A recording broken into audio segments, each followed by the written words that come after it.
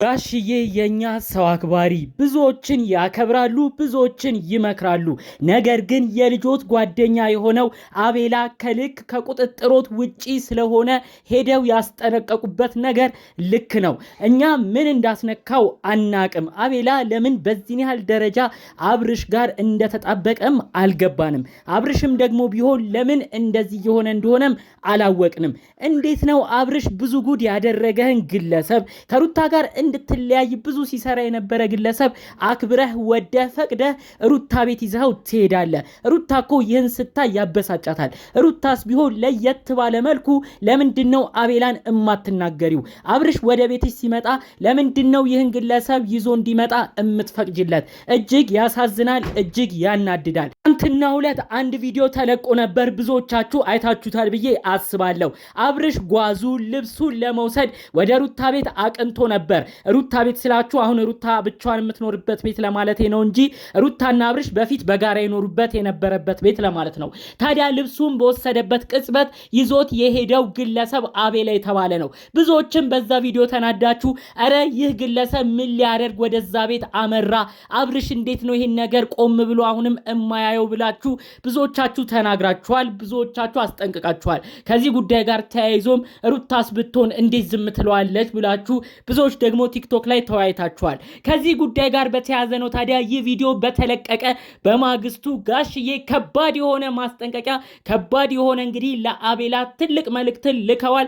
እንዲሁም ደውለው አናግረውታል። ይህ የመጨረሻው እንደሚሆን አስቀድሜ እነግራችኋለሁ። በተለይ አቤላ የሰው ትዳር ውስጥ እየገባ እያስመሰለ ጓደኛ ወዳጅ መስሎ እየቀረበ ብዙ ጉድ የሚያረግበት ነገር ሁሉም ማብቂያው ጊዜ ይመስለኛል። ይህንንም አስመልክቶ ነው እንግዲህ ጋሽዬ ወሳኝ ነገር የተናገሩት። እሱም የመለሰው መልስ በዝርዝር አሰማችኋለሁ።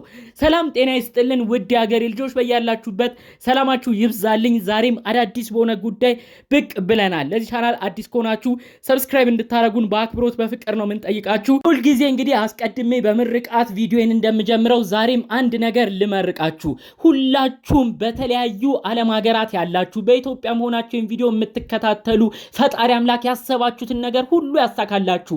ልባችሁ በሆነ ጉዳይ የተንጠለጠለባችሁ፣ ልባችሁ ለሁለት የተከፈለባችሁ፣ በተለያየ ሁኔታ ድብርት ውስጥም የምትገኙ ውድ ቅን የሀገሬ ልጆች ለአብርሽና ሩታ አንድ ላይ ለመሆን ለሰው ደስታ እንደዚህ እንደምትጸልዩት ፈጣሪ አምላክ እናንተም ያሰባችሁትን ነገር ሁሉ ያሳካላችሁ። ጭንቀት የሆነባችሁትን ነገር ሁሉ ፈጣሪ አምላክ ጭንቀታችሁን ያስወግድላችሁ። በጤና በሰላም ለሀገራችሁ ያብቃችሁ። በተለይ በስደት ያላችሁ እህት ወንድሞቼ ምርቃቴ ሁሉ የሚመቸው እንደተለመደው ቪዲዮ ላይክ ማድረግ አይርሳ፣ ሰብስክራይብም አይረሳ። የኔ ምርቃት ሁሌ ከዛ ቪዲዮ ነው የሚቀጥለው። ስለዚህ ወደ መረጃዎች ያመራለሁ። ትናንት አንድ ቪዲዮ ተለቋል። ብዙዎቻችን ተበሳጭተናል። አረ ይሄን ጉዳይ ቤተሰብ እንኳን እንዴት ዝም ይላል ብሎ ብዙ ሰው ተናግሯል። አንዳንዶች ልብ አላሉትም። እንዴት አብርሽ ዝም ብለህ ሄደህ ልብስን ታመጣለህ? አቤላ ሳትመክረውም ወይ ያላችሁ፣ አቤላ በፊት የሰራውን ነገር ሁሉ ረስታችሁ ዝም ብላችሁ ቀለል አድርጋችሁ ነው ያያችሁት። ነገር ግን አቤላ ማለት ምን አይነት ከባድ ልጅ እንደሆነ እኛ በደንብ እናውቀዋለን። በተለይ የአብርሽና ሩታ በደንብ ተከታታዮች በደንብ ኦዲየንሶች የአቤላን ጸባይ ጠንቅቀን እናውቃለን። አቤላ ማለት ከሩታ እጅ የበላ ከሩታ እጅ የጠጣ ብዙ ነገር ከሷ የተጠቀመ፣ ነገር ግን ዛሬ ግን እሷ ቡታጅራ መሄዷን ምክንያት አድርጎ ቡታጅራ ልጅ ልትወልድ መሄዷን ምክንያት አድርጎ ጓደኛውን የገዛ ወዳጁን እንግዲህ ሄርሜላ ለምትባል ሴት አሳልፎ ነበር ሲሰጥ የተመለከት ነው። ሩታን ክዶ ሩታ ያደረገችለትን ውለታ ሁሉ ረስቶ አብርሽና ሄርሜላ ናቸው አንድ ላይ መሆን ያለባቸው ብሎ ሲናገር የነበረ ግለሰብ ነው። ታዲያ ይህን ግለሰብ ነው እባክህ አብርሽ ከህይወት አርቅ ስንለው የነበረው። ትናንትና ግን አብርሽ ይህንኑ ስህተቱን እየደገመ ልብስ ሊወስድ በሄደበት ቅጽበት አቤላ የተባለውን ግለሰብ ቤት ድረስ ይዞት ነው የመጣው። በጣም ያናድዳል፣ በጣም ያበሳጫል። በዚህን ያህል ደረጃ መናናቁስ ለምን ያስፈልጋል? ሩታስ ቢሆን ለምን አቋም አትወስጅም? ይህንን ግለሰብ በተለይ አቤላ ከህይወታችሁ ከወጣ ቀጥሎ ብሩክ የሚባለው ግለሰብ ከህይወታችሁ ከወጡ እመኑኝ ህይወታችሁ ሁሉ ነገራችሁ ይስተካከላል። አብርሽን የምትቆጭበትን ነገር ጨመር በማድረግ እነዚህ ልጆች እዚህ ቤት አታምጣብኝ ብለሽ ተናገሪው። አቤላ ደግሞ ምን አይነት ማስመሰል ነው ያዝከው? አብርሽ እዚህ ቤት ቢኖር እቃውን ሻንጣውን ባያወጣ ለልጃችሁ ስትሉ አንድ ላይ ብትቆዩ የተለያየም ክፍል ብትሆኑ ችግር የለውም የምትለው ምን ለማለት ፈልገህ ነው? አቤላ በደንብ እንድታዳምጠኝ እፈልጋለሁ። ዛሬ ወዳጅ መስለ መካሪ መስለ ኧረ ተው ለልጃችሁ ስትሉ እንደው አንድ ቤት እንኳን አንድ ላይ ቆዩ ብለህ መካሪ መስለህ የታየው በፊት ያደረግከውን ነገር ህዝቡ የሚረሳ ይመስላል? ኮመንት ሁሉ የተጥለቀለቀው ከግማሽ በላይ የሚሆነው ሰው አቤላ ለምንድን ነው እዛ ቤት በድጋሚ የተገኘው የሚል ነው። አንተ እኮ ትናንትና ሩታ ልትወልድ ወደ ቡታጅራ መሄዷን ተከትሎ አጠገብክ መራቋን ተከትሎ አንተ ሌላ ሴራ ስትሰራ የነበርክ ግለሰብ ነህ። አንተ እኮ ከሄርሜላ ጋር አብርሽን አንድ ላይ እንዲጣመሩ ስታረግ የነበርክ ግለሰብ ነህ። አንተ እኮ አፍህን ሞልተ ሩታ አትጠቅምህም፣ ሩታ ጭቅጭቅ ታበዛለች፣ አንተን የምትንከባከብ አንተን እንደራሷ የምታይ ፍቅር የምትሰጥ ሄርሜላ ነች። ስለዚህ አብርሽና ሄርሜላ አንድ ላይ መሆን አለባቸው ብለህ ስትናገር የነበርክ ግለሰብ ነህ።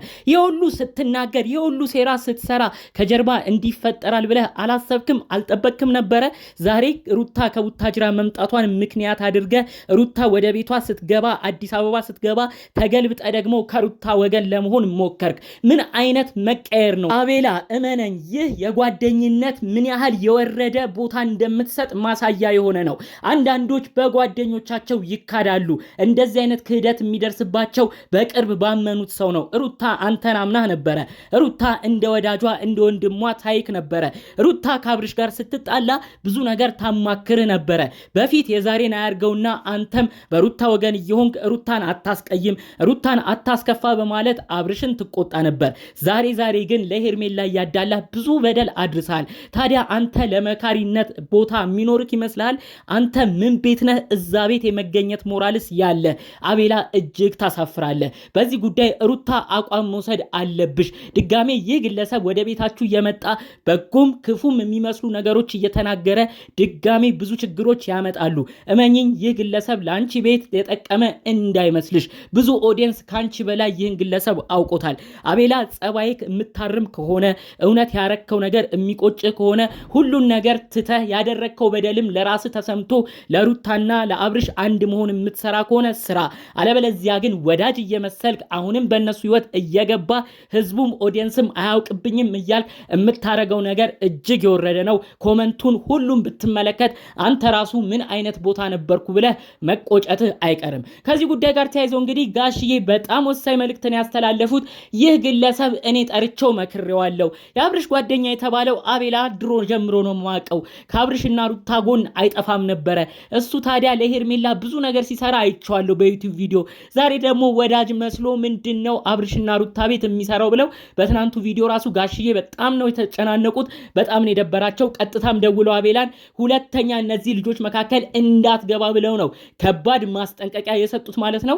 አቤላ እኔ እኮ ምንም አላልኩም፣ አሁን ቪዲዮ የተለቀቀው ላይ ለልጃቸው ሲሉ በጋራ ይኑሩ ብዬን ያስተላለፍኩት ነው ያለው። ትልቁ የሚያረገው ነገር ደግሞ ይሄ ነው። ቪዲዮ ላይ ጥሩ ነገር የመከረ ይመስላል፣ ከጀርባ ግን የሚያረገው ሁሌ ክፋት ነው። ይህን ጉዳይ ደግሞ አሁን ጋሽዬ ተናግረዋል፣ አስጠንቅቀዋል። ጋሽዬ ሰው ይወዳሉ፣ ሰው ያከብራሉ። ማንንም ቀና ብለው ተናግረው አያውቁም። የአቤላ ስራ ግን በጣም እያናደዳቸው ስለመጣ አብርሽም ከዚህ ስራ ካልተለየ አቤል ከሚባለው ልጅ ግራም ካልተላቀቀ ጋሽዬም ከባድ አቋምና ከባድ ውሳኔ እንደሚወስዱም ጭምር አብሮ መረጃዎቹ ተያይዘው ተሰምተዋል። እባክህ አቤላ አሁን ኦዲየንስ ብቻ አይደለም የሚያዝንብህ፣ አሁን ሩታ ብቻ አይደለችም የምታዝንብህ፣ የአብርሽ አባት የሆኑት ጋሽዬ ትልቅ ሰውም ነው የሚያዝንብህ። እባክህ ያለህበት ጎዳና ጥሩ አይደለም። እውነትም ህዝቡ ካዘነብኝ ቤተሰብም ጭምር ከተከፋብኝ ጥሩ ነገር ላይ አይደለሁም ያለሁት ብለህ በማሰብ ወደ ራስ እንድትመለስና ጉዳዮችን ሁሉ ረጋ ብለህ እንድታስብ የእውነት ከልቤ ነው የምመክርህ። ይሄ ነገር ለአንተም አይጠቅምህም። ቢቻል ከነዚህ ህይወት ለመራቅ ሞክር። ከተቻለ በፍቅር እንዲኖሩ ጸልይ የእውነትህን ከሆነ። ካልሆነ ግን እያስመሰልክ ልጆቹን የማይሆን ነገር ውስጥ እንዲገቡ የምታደርገውን ነገር አቁም ለማለት እፈልጋለሁ። በሌሎች ቪዲዮዎች እስክንገናኝ ሰላሙን ሁሉ ተመኘውላችሁ። ሰላም።